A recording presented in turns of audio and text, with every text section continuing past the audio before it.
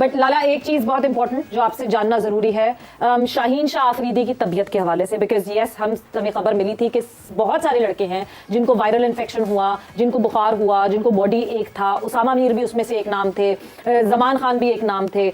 अब इस वक्त शाहीन की तबीयत कैसी है?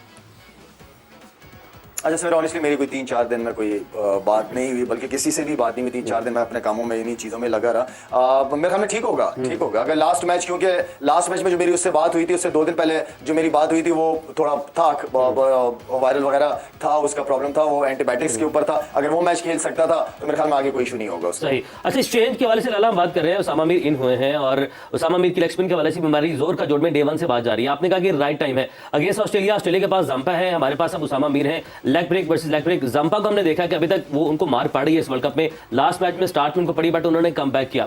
तो अगेन वाइस कैप्टन में शादाब, हमारे पास उनको बैटिंग का भी एडवांटेज है, फील्डिंग जो है उस पर अपना 100% शादाब देते हैं। तो अब हमें क्या गेम प्लान बनाना होगा? उसामा के साथ जा रहे हैं तो बैटिंग एक हमारे पास, एक फील्डिंग में, तो हमें कुछ तब्दीली करनी पड़ेगी गेम प्लान में।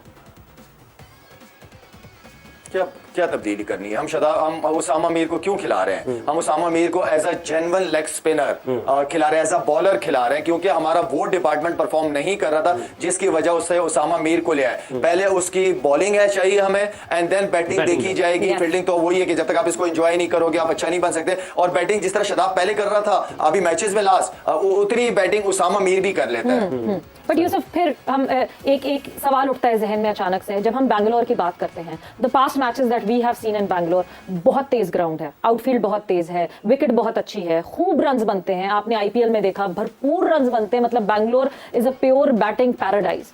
ऐसी कंडीशंस में बॉलर्स के लिए बहुत कम चांसेस होते हैं। हम कितना लंबा रन देंगे उसामा मीर को? बिकॉज अगर I hope he does really well. Zampa थोड़े शॉर्ट हाइटेड हैं, उसामा मीर की हाइट उनको बहुत एडवांटेज देती है as a leg spinner, but जो ट्रेजेक्टरी बनती है उनकी बॉल फेंकने की, उसका एडवांटेज वो उठाते हैं। एज अ लेग स्पिनर हम कितना टाइम देंगे उसामा को, अगर गॉड फॉरबिड कल वो उस तरह डिलीवर नहीं कर पाते? नहीं, बिल्कुल आपने सही कहा कि वहाँ की विकेट बहुत फ्लैट है। मैं एक टेस्ट मैच खेला था 2005 में, वो उसमें तो बिल्कुल ही फ्लैट विकेट था।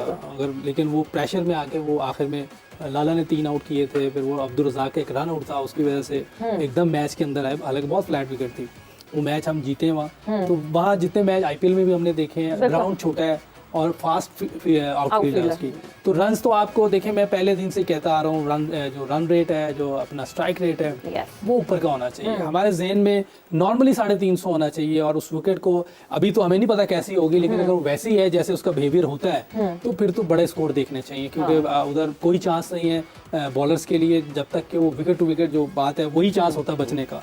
उसमें भी बाज़ का ऐसी विकेटों में जो टीम जैसे ऑस्ट्रेलिया है, इंग्लैंड है, न्यूजीलैंड जैसी, इंडिया जैसी टीमें ये चार्ज कर सकती हैं, क्योंकि इनके पास एबिलिटी